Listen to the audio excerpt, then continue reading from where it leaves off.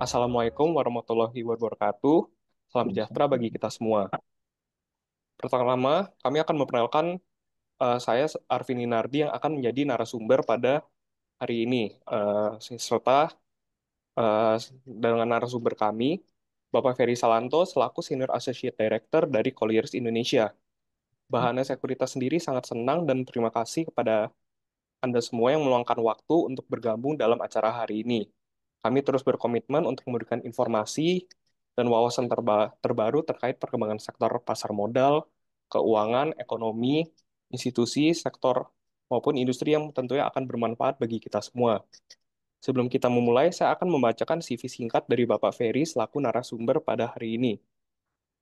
Bapak Ferry Salanto sendiri menjabat sebagai Senior Associate Director dari Colliers Indonesia dengan fokus pada output research secara triwulan terkait dari sektor komersial, apartemen, perkantoran, dan industrial menyesuaikan dengan kebutuhan klien maupun klien lokal maupun institusional luar negeri.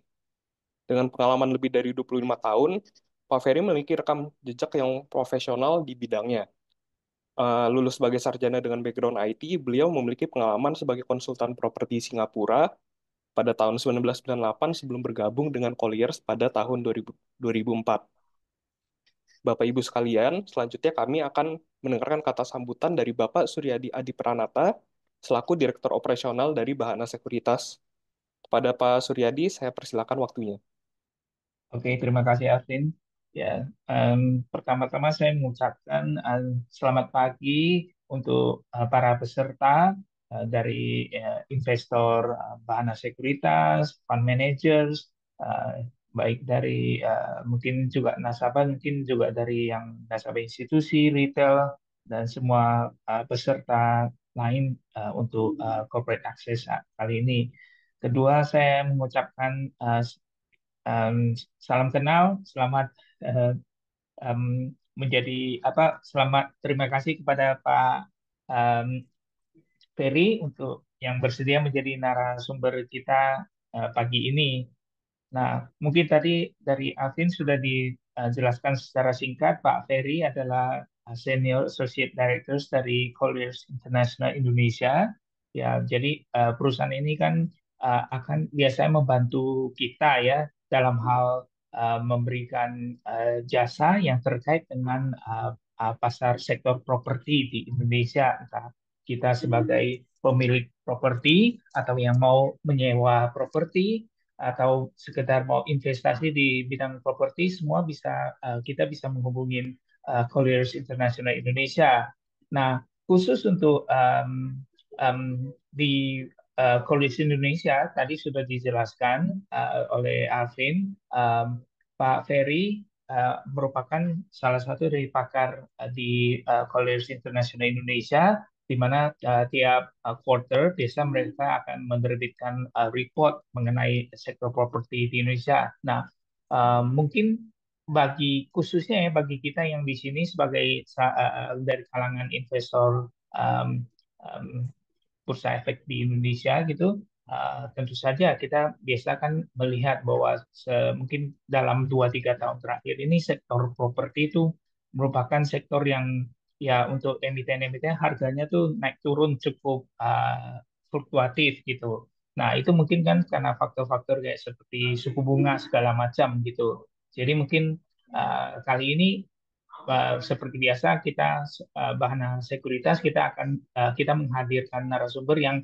lebih dekat dengan sumbernya. Dalam hal ini ya kita Pak Ferry akan membantu kita untuk mengupas ya mungkin sedikit lebih detail mengenai perkembangan sektor properti. Nah, mungkin secara umum sektor properti ini dibagi kan mungkin ada yang sektor residensial, industrial, komersial, office building. Jadi mungkin di situ dari beberapa report dari Colliers ini mungkin akan membantu kita untuk melihat kemana arah emiten-emiten di sektor properti dan mungkin mana yang lebih terdampak atau mana yang lebih bagus untuk jangka waktu beberapa tahun ke depan.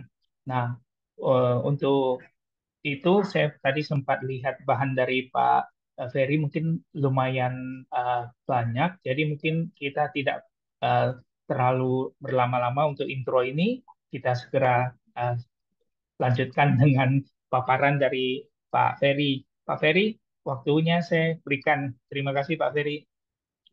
Baik, terima kasih Pak Suryadi atas sambutannya. Saya senang berada di sini bersama teman-teman semua untuk sharing ya. Saya bukan dalam kapasitas untuk ngajarin, tapi lebih kepada sharing session. Dan terima kasih juga kepada Pak Arvin yang sudah memulai tadi untuk memperkenalkan kami di awal gitu ya. Selamat pagi semua teman-teman. Salam sehat, salam semangat semuanya. Jadi kita sudah memasuki akhir tahun. Tentu ada beberapa cerita yang bisa saya sampaikan kepada teman-teman tentang kondisi properti yang terjadi terutama sepanjang tahun ini dan bagaimana kira-kira outlook dari apa namanya properti itu ke depannya sampai beberapa tahun ke depan. Sebentar saya share screen dulu ya Pak. Bentar. Oops.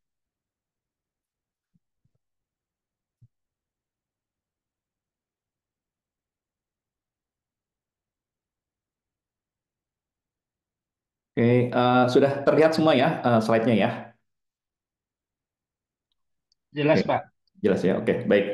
Jadi sebelum saya mulai, mungkin saya mau memberikan satu gambaran dulu kepada teman-teman semuanya mengenai kondisi properti. Jadi kalau kita ditanya gitu ya, Bapak Ibu, kira-kira properti itu sekarang gimana sih posisinya gitu ya? Nah, kalau kita bilang secara umum, tentu agak sedikit sulit gitu ya, karena kalau kita lihat dari siklus di sini, beberapa sektor properti itu performance-nya itu beda-beda gitu ya. Jadi ada yang sudah duluan naik, ada yang masih tertatih-tatih di bawah gitu ya. Nah, kalau kita lihat ini ada gambaran suatu property cycle, saya bagi jadi 4 kuadran. Jadi jam 12 itu kalau kita memainkan jam itu jam 12 itu adalah peak seasonnya. Kemudian ada kuadran misalnya tadi jam 12 sampai ke jam 3 itu adalah fase slowdown. Jadi di mana di situ sudah mulai terkoreksi gitu ya. Kemudian fase slump-nya sampai jam 6 dan beberapa sektor properti dan hampir semuanya sebenarnya sudah melewati fase jam 6 ini gitu ya. Jadi memang kalau kita lihat siklus properti itu pada umumnya itu kalau sebelum terjadi di apa periode puncak di tahun 2000 terakhir itu tahun 2012 2013. Nah, sebelum itu biasanya siklus itu antara 8 sampai 10 tahun biasanya. Jadi dari titik satu titik ke titik ketemu di titik jam 12 sampai ke titik jam 12 lagi dia biasanya butuh waktu 8 sampai 10 tahun. Nah, cuman memang kita mengalami suatu apa namanya anomali gitu ya. Jadi kita sekarang udah lebih dari 10 tahun, tapi beberapa properti itu memang belum sampai ke titik puncaknya gitu ya. Nah, tentu kalau kita lihat di sini memang ada beberapa distraktor terutama ya COVID selama tahun 2020 sampai tahun 2022 itu memang sangat memukul sektor properti dan memang paling terdampak gitu ya. Nah, kebetulan sebelum saya menghadiri sesi ini gitu ya, tadi saya sempat kita sempat ini juga apa ada regional meeting antara di apa untuk Head of Research di Asia Pasifik gitu ya. Jadi tadi ada beberapa presenter yang diambil tadi dari Australia, dari Jepang dan dari Korea gitu ya. Jadi mereka memaparkan kondisi market di apa di wilayah mereka masing-masing.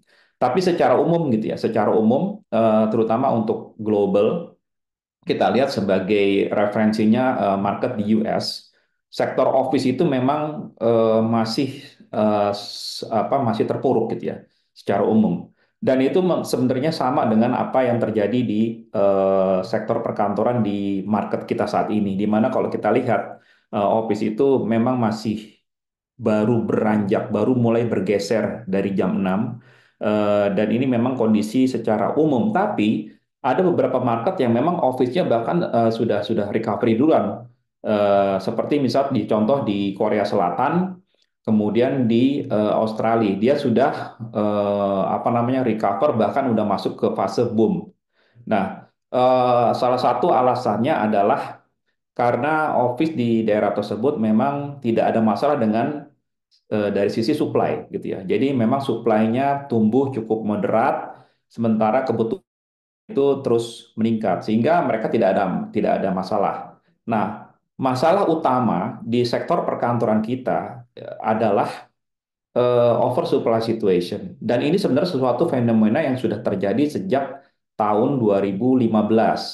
Nah, jadi kalau kita tadi kembali kepada yang saya tadi sampaikan bahwa peak seasonnya itu sekitar tahun 2012-2013, saat itu memang banyak developer atau pengembang yang memang terpicu untuk masuk ke sektor properti terutama di office gitu ya. Karena office pada saat itu rentanya itu sempat mencapai angka yang tertinggi. Bahkan waktu itu renta tuh bisa di atas 500.000 rupiah per meter persegi per bulan. Jadi angka itu sangat sulit bahkan dicapai untuk di tahun ini gitu ya. Itu agak agak agak jarang lah. Bahkan untuk office yang sudah penuh pun mereka nggak sampai segitu gitu apa namanya offering price-nya. Tapi ke zaman dulu itu terjadi gitu ya.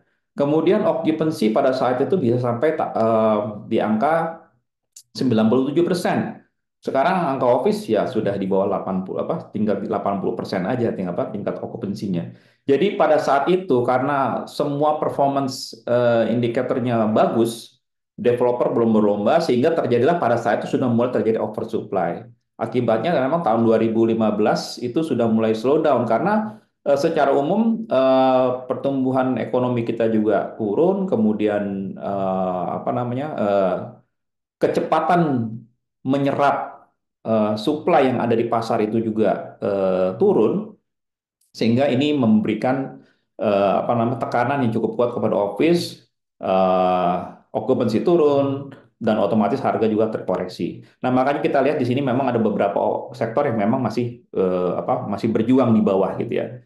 Tapi kalau kita lihat kondisi sekarang ini, ada justru sektor yang justru sudah mulai bergerak menuju fase di atas recovery atau fase boom, terutama hotel. Nah, ini ada sesuatu yang cukup kontradiktif ya. Kalau kita lihat nanti saya ada datanya juga sebenarnya.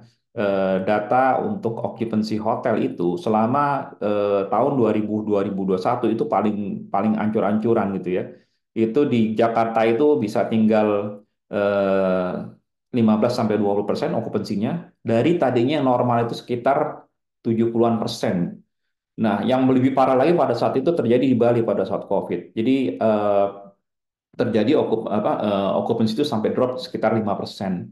Dan sebenarnya semua indikator di Bali terutama kita lihat ya, itu menunjang ya. Jadi dari jumlah kedatangan visitor ke Bali lewat Bandara Ngurah Rai itu bisa terukur sebenarnya gitu ya. Kemudian banyak hotel yang sampai sekarang juga masih belum recovery. Artinya gini, yang tadinya buka sekarang masih tutup dan belum buka lagi.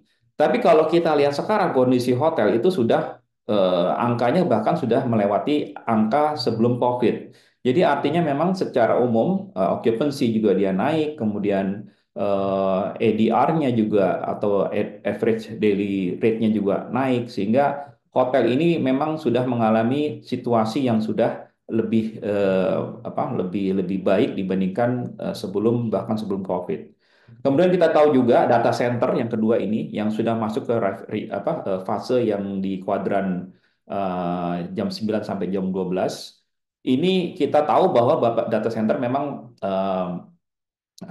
menjadi kontributor utama bagi performance dari kawasan industri. Karena ada kecenderungan terutama untuk yang apa namanya yang tier 4 terutama ya. Tier 4 tuh biasanya dia cenderung masuk ke kawasan industri. Karena di sana secara umum infrastrukturnya sudah lebih siap. Terutama dari sisi lahan mereka tidak perlu pusing cari, kemudian dari sisi security, dari sisi ketersediaan air Kemudian yang paling penting adalah dari sisi ketersediaan energinya gitu ya. Jadi kalau di kawasan industri mereka relatif lebih lebih lebih siap, dan juga infrastruktur fiber optiknya juga yang apa. Makanya kita lihat selama beberapa tahun terakhir kawasan industri itu memang driver utamanya adalah data center. Dan sekarang masih terjadi, hanya saja data center ini memang sudah mulai apa namanya ada challenge terutama dari ketersediaan energi, karena ada beberapa data center yang memang dia mensyaratkan energi itu harus green energy gitu ya. Dimana memang kalau kita lihat dari PLN memang belum bisa memenuhi kebutuhan sampai sampai ke sana. Nah, sekarang memang trennya nanti data apa sudah mulai tergeser oleh EV. Jadi electric vehicle itu memang sudah sangat ekspansif gitu ya. Kita lihat kemarin tahun ini ada transaksi dari apa namanya dari BYD sekitar 108 hektar di daerah Subang. Kemudian nanti ke depannya itu ada beberapa hektar lagi yang ikutannya. Dan ini juga ikut mendarik industri-industri, terutama industri yang mendukung EV, ke arah EV, terutama dari baterainya gitu ya. Nah, kita juga baru lihat di apa akan ada transaksi besar juga di tahun ini gitu ya. Jadi total dari perusahaan baterai itu bisa hampir sekitar 50 hektar untuk tahun ini saja gitu ya. Dan ini memang akan terjadi sampai akhir tahun. Makanya kalau kita lihat beberapa sektor sudah mendekati. Kemudian yang kita lihat juga yang udah masuk ke dari recovery menuju boom itu adalah sektor perumahan gitu ya. Dan kita tahu memang sektor perumahan ini memang berhubungan langsung dengan kebutuhan sebenarnya gitu ya. Unlike apartemen, nanti saya jelaskan. Sebenarnya kalau waktunya panjang saya bisa jelasin banyak sebenarnya. Jadi kenapa apartemen itu masih di posisi jam 7 sementara sektor landed residential ini udah hampir menuju melewati fase recovery gitu ya. Artinya mereka sudah mulai membaik. Ya salah satu alasannya karena di landed houses itu kita melihat real demand-nya lebih tinggi dibandingkan di apa namanya di apartemen. Apartemen nanti saya apa kasih data juga mengenai berapa banyak sih sebenarnya real demand dibandingkan dengan investor buyer gitu ya. Nah, ini yang membedakan kenapa di sektor landed houses atau rumah tapak itu dia performanya lebih baik dibandingkan dengan yang apartemen.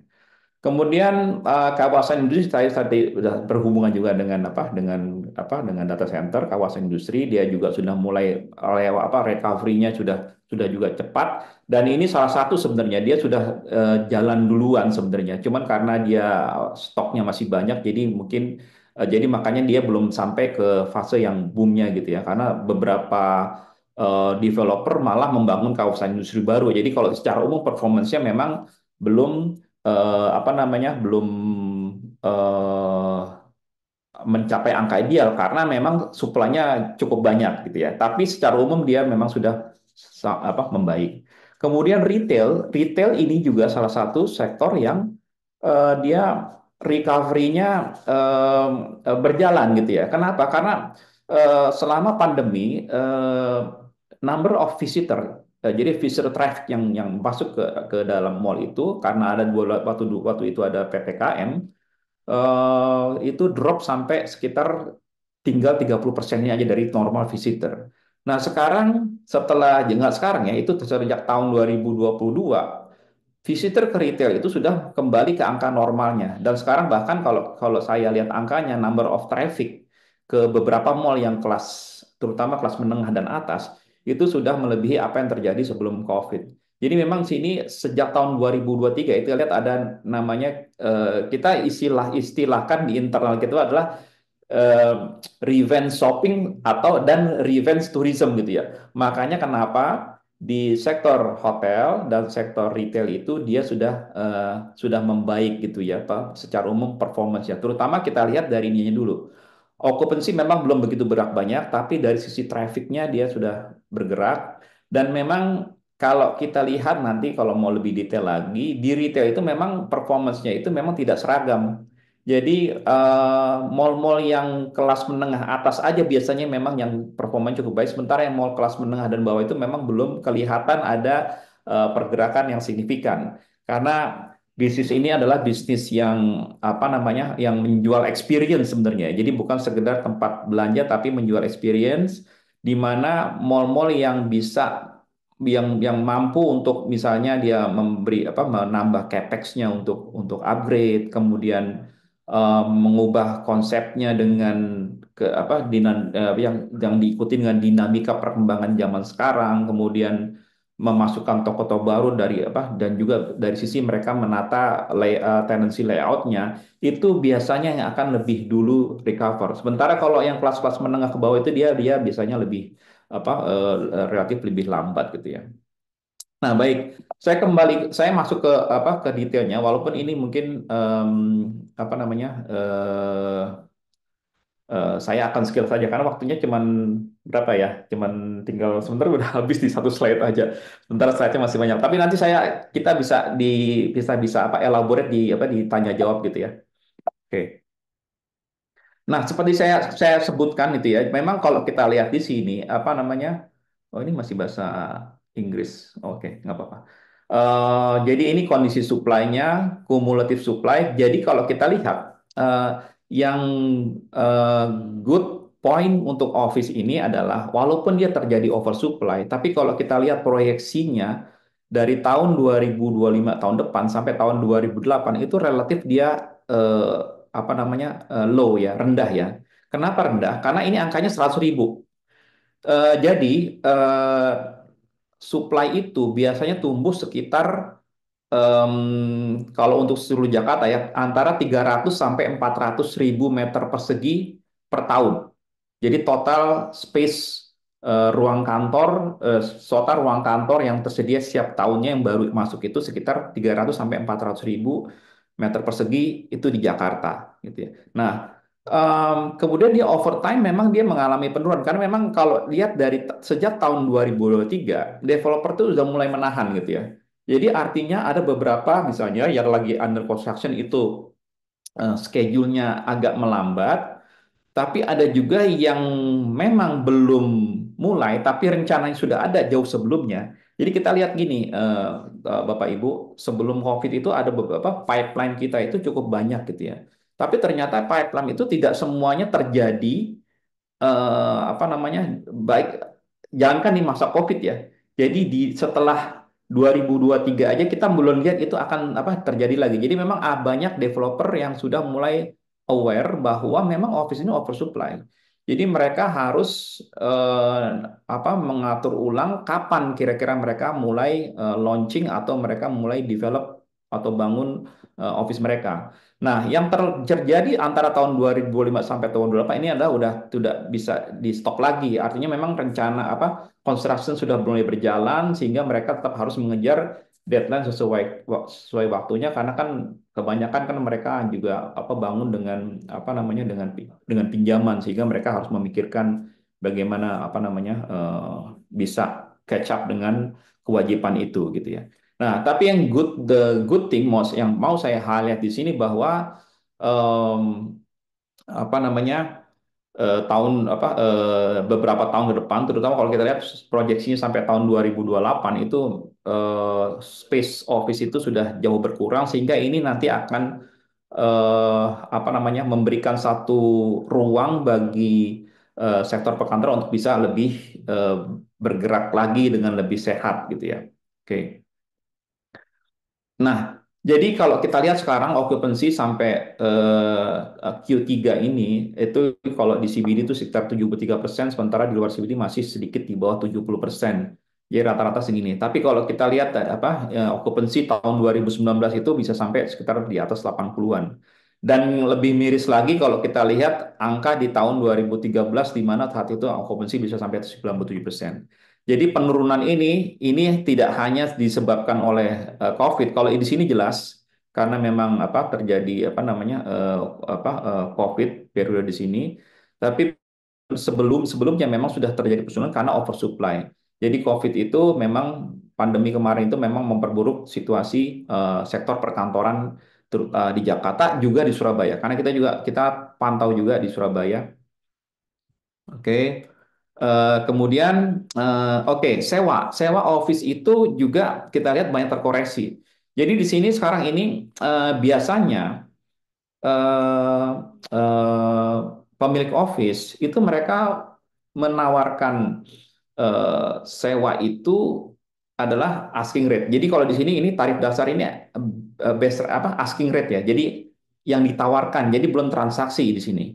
Nah, biasanya kita walaupun memang ada koreksi-koreksi kadang di beberapa apa namanya misalnya contoh seperti yang di tahun 2009 itu ada global financial crisis, angka asking itu memang tidak berubah banyak, tapi memang setelah dia ada transaksi memang ada negosiasi yang lebih menguntungkan bagi pihak penyewa gitu ya.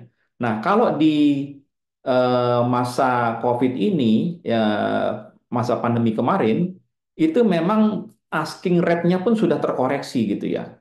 Dan yang lebih parahnya lagi, pada saat itu memang transacted apa rentnya itu juga terkoreksi jauh lebih dalam gitu ya. Jadi kalau waktu zaman sebelum tahun 2023 itu transaksi itu untuk yang typical floor itu diskonnya bisa sampai 30%. Jadi bisa as high as 30% dari asking rate. Sementara kalau ada yang masuk dengan space yang cukup besar, mereka itu minta diskon tuh sampai 50%. Jadi transaksi bisa 50%. Terutama untuk gedung-gedung office yang okupansinya masih di bawah 70%. Jadi kalau kita lihat gedung perkantoran itu kita harus harus apa bedain juga ya. Di mana si landlord dia punya apa namanya fleksibilitas yang tinggi jika okupansi gedung mereka masih di bawah 70%. Tapi kalau dia sudah melewati angka 7%, dia biasanya lebih tidak apa lebih nahan harga gitu ya. Kenapa? Karena kalau okupansinya di bawah 70%, artinya dia masih harus subsidize operating cost-nya gitu ya. Jadi memang angka angka keramatnya 70% kalau di gedung perkantoran gitu ya. Jadi kalau sebelum belum mencapai angka itu, mereka akan sangat fleksibel dalam memberikan insentif kepada tenant dan saat ini memang berebutan terutama kalau ada tenan-tenan besar itu wah itu bisa didiskon besar-besaran terutama untuk gedung-gedung yang okupansinya masih 10-20% karena banyak juga gedung-gedung baru yang memang okupansinya masih segitu dan mereka berebut itu apa namanya kalau ada tenan besar kalau bisa jadi anchor mereka setelah menjadi anchor kan okupansi terkerek signifikan gitu ya terkerek signifikan sehingga setelah itu mereka mulai bisa mengatur untuk tenan berikutnya supaya juga tidak terlalu tinggi diskonnya gitu jadi di sisi apa tarif rental itulah yang terjadi saat ini gitu. Oke, ini strata nanti kita ini aja bahasanya, tapi memang strata ini memang tidak terlalu bergerak gitu ya. Kenapa? Karena strata title building ini memang banyak persaingan juga dari apa namanya dari eh, gedung-gedung yang apa namanya yang sewa gitu ya. Oke, saya masuk ke apartemen. Jadi kalau kita lihat atau saya ganti slide dulu ya, mungkin ini lebih ini. Sebentar ya, saya ganti slide dulu.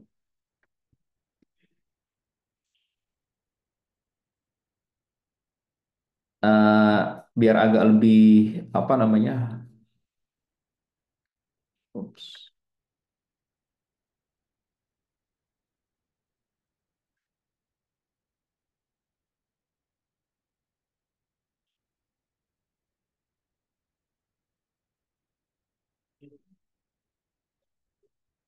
sebentar. Oh, di sini.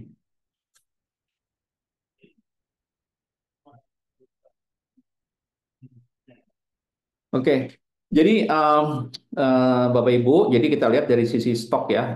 Kalau yang garis merah ini memang pandemi, tapi kita lihat teman overtime ada satu ketidak apa ya concern daripada developer untuk tidak lagi jor-joran bangun apartemen gitu ya. Karena kalau kita lihat di sini sebenarnya sebelum COVID pun angka ini sudah turun cukup apa namanya drastis gitu ya.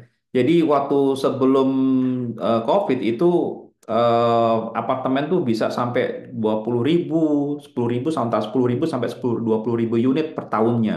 Kemudian tentu ini bisa apa terjelaskan sendiri masa pandemi Tapi kemudian over time dia memang tidak banyak lagi, tidak terlalu jor-joran lagi. Jadi situasinya mirip-mirip dengan yang di apa yang terjadi di office. Which is sebenarnya ini satu hal yang positif karena kalau kita lihat penyerapannya juga sama seperti itu. Jadi penyerapan sejak tahun 2000 sebelum COVID pun dia sudah turun gitu ya. Nanti saya akan jelaskan kenapa ini turun dan selama COVID ya ini jelas karena memang salah satu alasannya selama pandemi mereka tidak bisa jualan karena eh, yang datang ke unit yang baru yang masih baru itu tuh cukup tidak tidak banyak gitu ya turun karena mereka tidak bisa berpergian sehingga juga itu merubah mindset untuk mereka memutuskan untuk membeli. Dan kalau kita lihat di apa sampai Q3 itu penjualan itu masih sangat minim gitu. Oke. Nah, kemudian PPNDTP gitu ya. Ini kemarin ada pesan sponsornya dari Mbak Eksa kemarin dengan kebijakan pemerintah gitu ya. PPNDTP itu bagus, tapi kami melihatnya ini banyak pengaruh terbesarnya itu ada di apa namanya di sektor landed houses gitu ya. Jadi memang landed houses itu yang memang lebih memanfaatkan momentum PPNDTP, tapi tidak untuk apa namanya apartemen gitu ya. Kenapa? Salah satu alasannya adalah karena apartemen yang masih baru. Jadi kalau PPNDTP itu kan biasanya apa namanya dia harus unit yang sudah jadi. Memang tidak terlalu banyak yang jadi. Kebanyakan apartemen itu memang dijual pada saat dia apa namanya setelah dia sudah mulai mulai mulai soft launching gitu ya.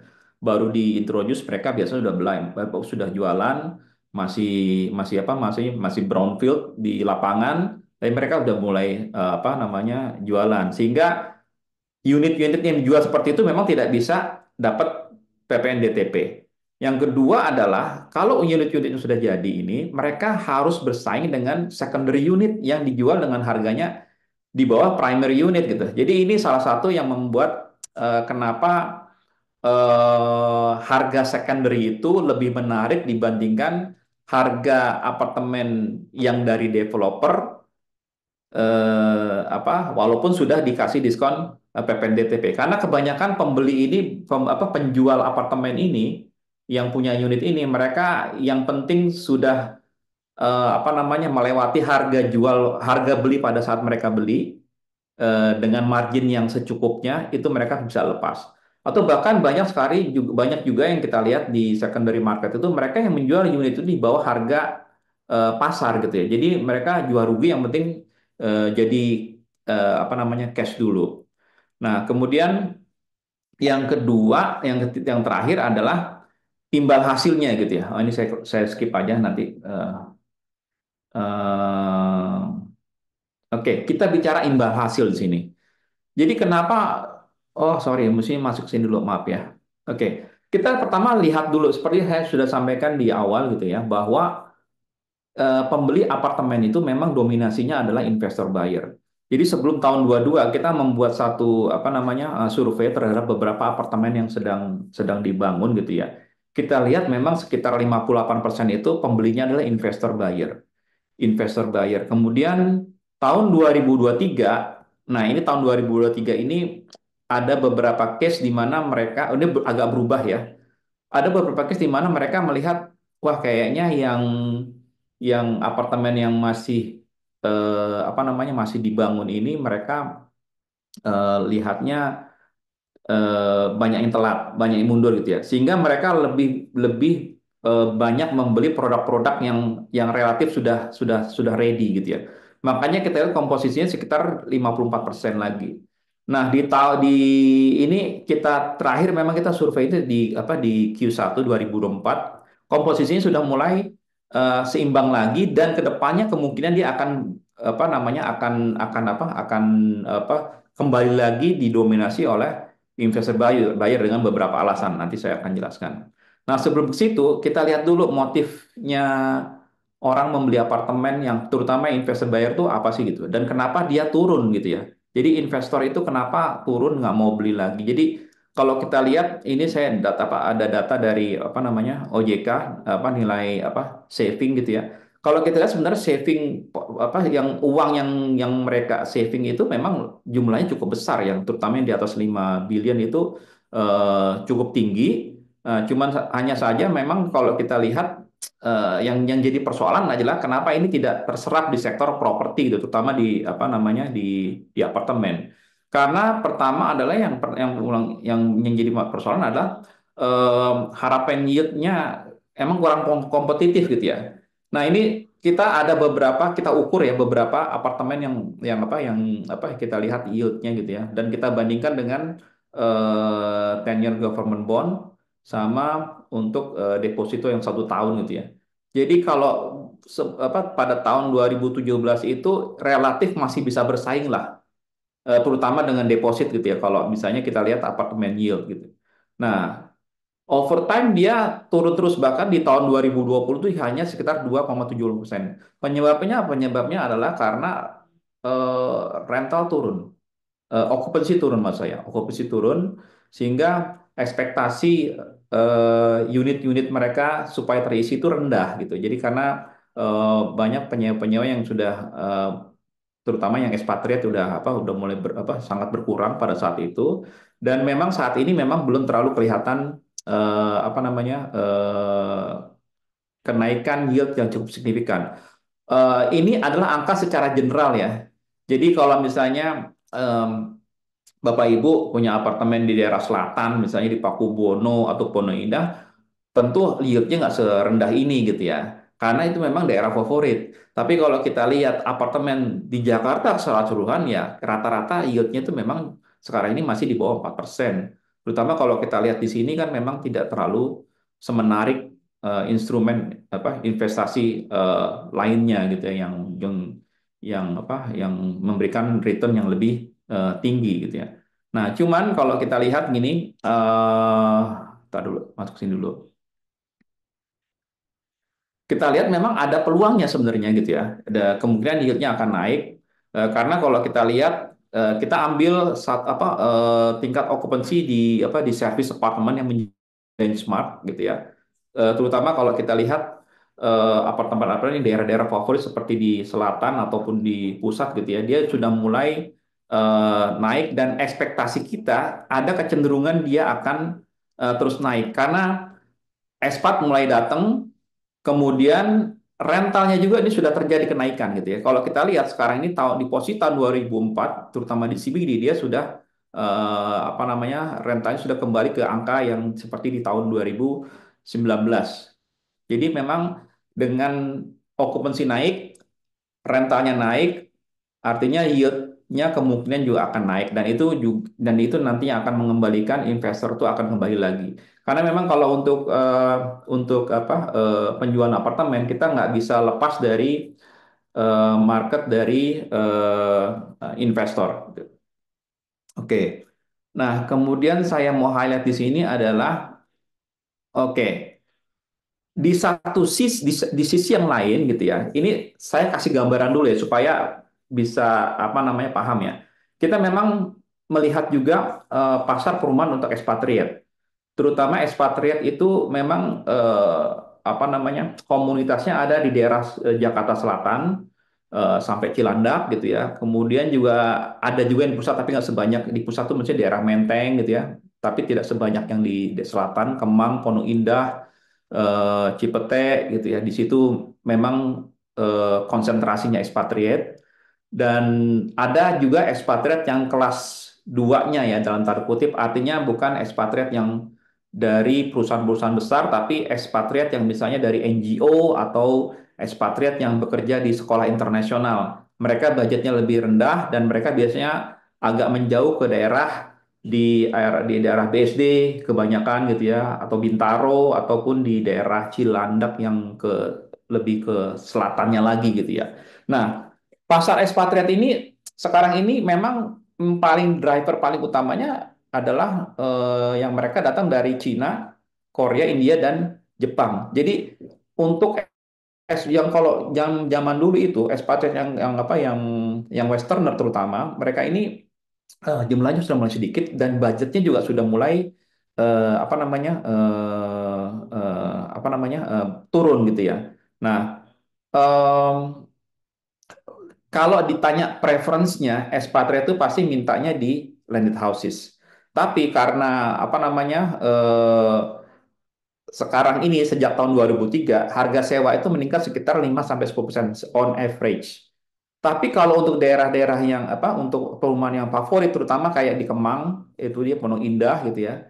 Terutama yang klaster kayak mungkin Bapak Ibu tahu Astoria Residence ataupun apa Executive Paradise itu kenaikannya bisa sampai 15 sampai 30% gitu ya.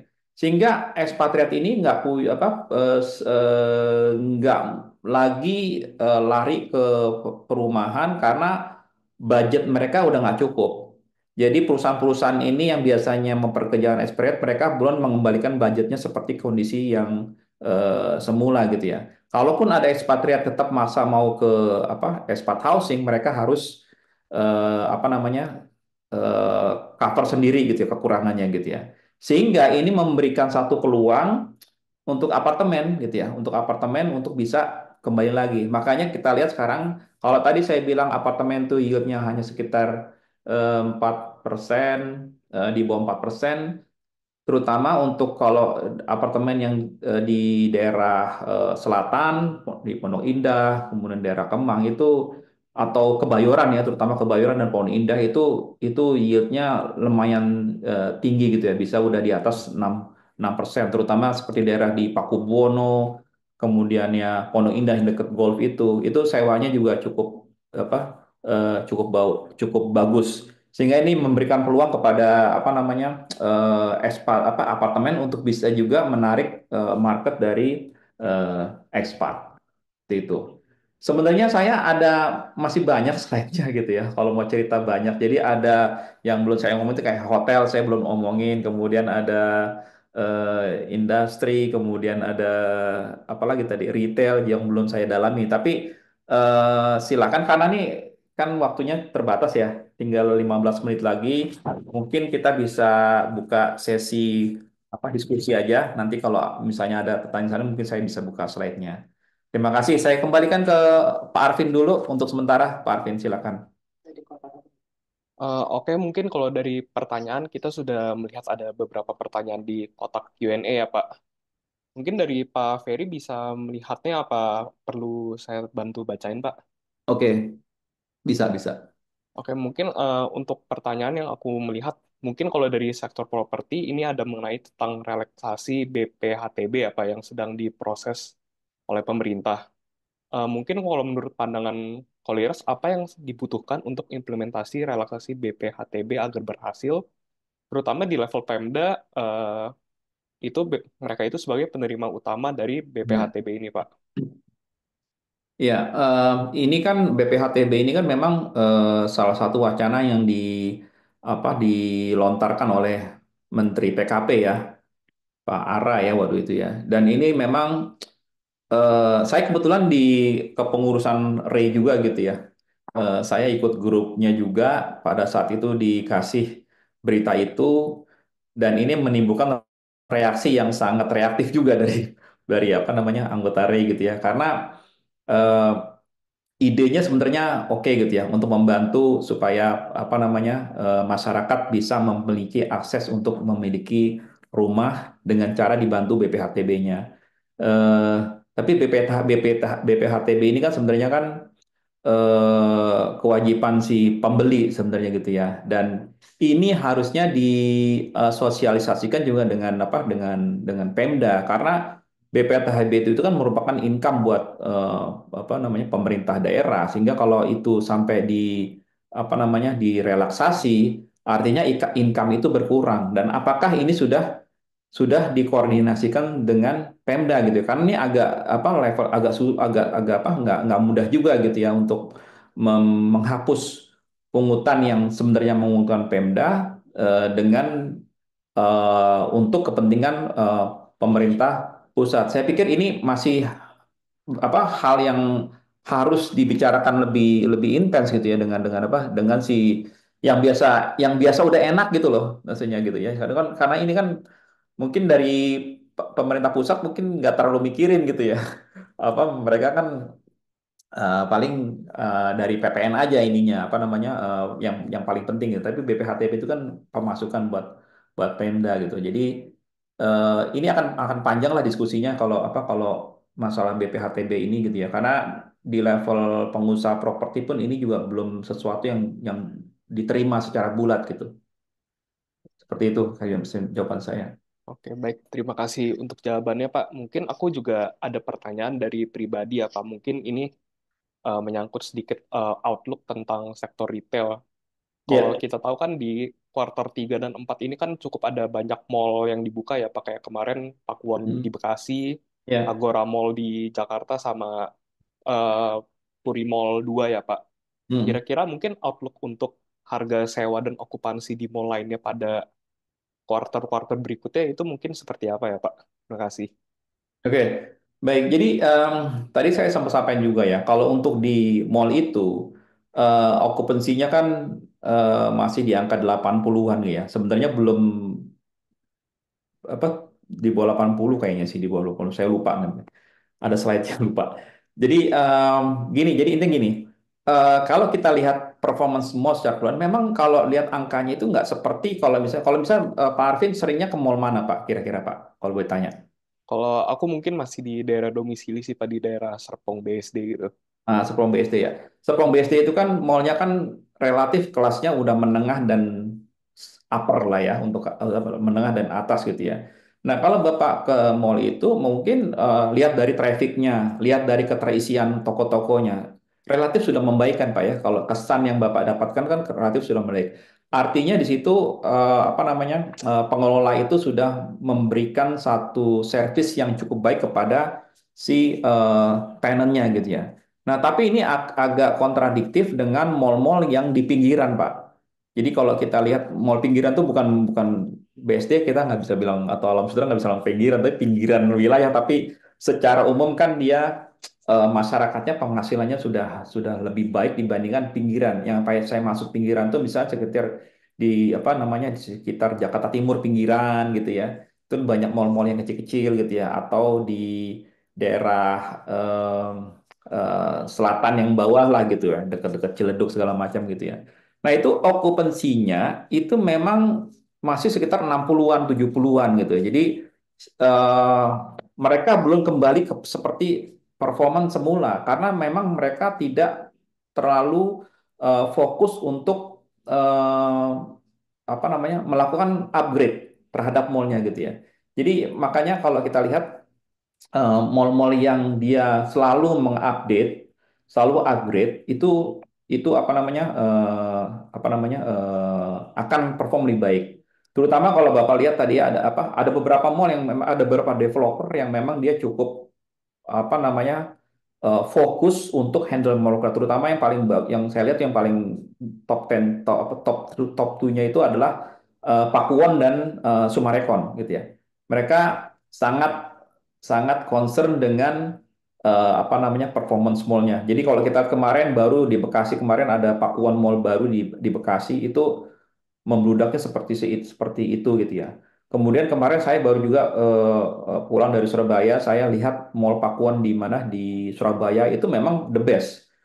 Bahkan ada mall yang sekelas itu yang tetangganya pun di apa namanya dilibas juga gitu sama Pakuan karena mereka sangat mengerti kebutuhan masyarakat dan sangat mengerti dalam pengelolaan mall. Jadi kuncinya memang pengelolaan mall itu, Pak. Jadi kalau Bapak tanya, apakah akan mengupgrade tarif sewa, bisa mengupgrade, tapi memang hanya di mall-mall tertentu aja. Jadi kalau kita lihat secara umum memang bergeraknya nggak akan banyak. Tapi kalau untuk mall-mall yang okupansinya udah di atas 90%, tentu ini hal yang mudah gitu ya untuk mereka untuk bisa mulai menyesuaikan tarif sewanya. Walaupun memang ini pasti akan dilakukan dengan hati-hati gitu ya. Karena kan sekarang ini kan walaupun dia sudah traffic sudah mulai masuk, tapi secara umum eh, apa namanya belum lama lah terujinya gitu ya. Jadi perlu berapa 1 tahun 1 2 tahun ke depan mungkin untuk melihat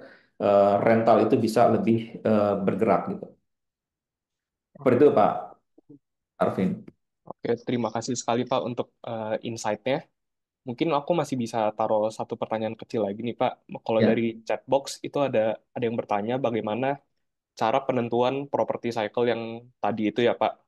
Apakah itu berdasarkan total penjualan atau apa ada indikator yang lain ya Pak untuk menentukan suatu sektor itu pada cycle apa gitu. Iya, terutama adalah dari sisi penyerapannya, baik itu occupancy ataupun take up-nya ya. Kalau occupancy itu kan seberapa apa namanya penuh tenannya atau penyewanya. Kalau take up rate itu adalah seberapa laku terjualnya gitu ya. Jadi itu salah satunya. Kemudian juga eh, karena ini kita lihatnya dari sisi developer ya.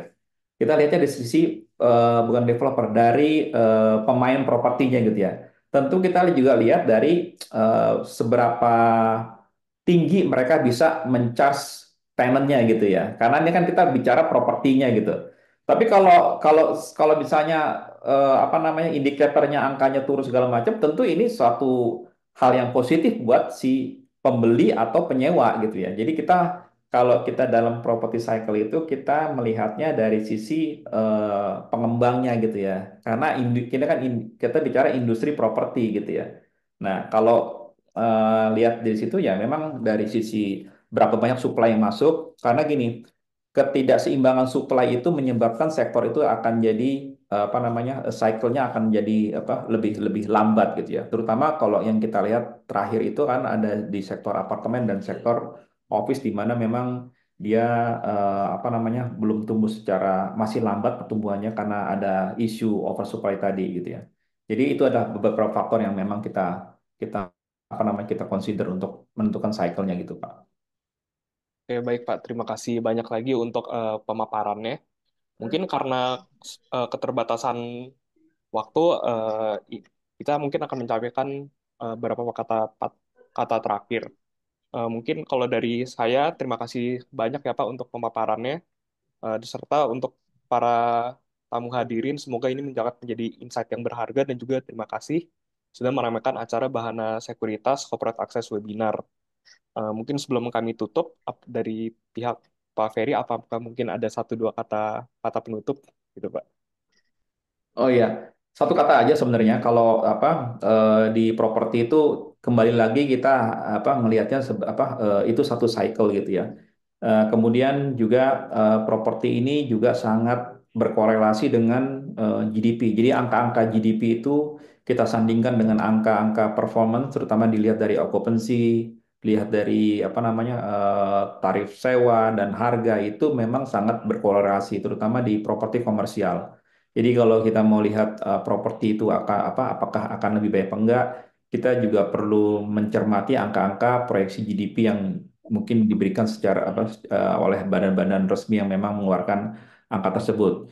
Jadi kalau kalau kita lihat sekarang ini property cycle itu sudah mengarah ke arah recovery semua gitu ya. Kita sudah mengalami masa-masa yang sulit, yang berat beberapa tahun terakhir kemarin, tapi kita cukup optimis walaupun nanti pergerakannya mungkin ada yang bergeraknya cepat, ada yang memang masih lambat gitu ya, karena masih ada beberapa internal issue yang memang harus di eh, diselesaikan dulu gitu ya, terutama isu-isu apa seputar apa namanya oversupply apa namanya situation itu, dan juga properti yang saya mungkin mau nyinggung sedikit tentang kebijakan perencana apa namanya pemerintah baru ini untuk membangun 3 juta rumah dalam 1 tahun. Memang itu kalau kalau kami melihatnya itu suatu program yang cukup ambisius gitu ya.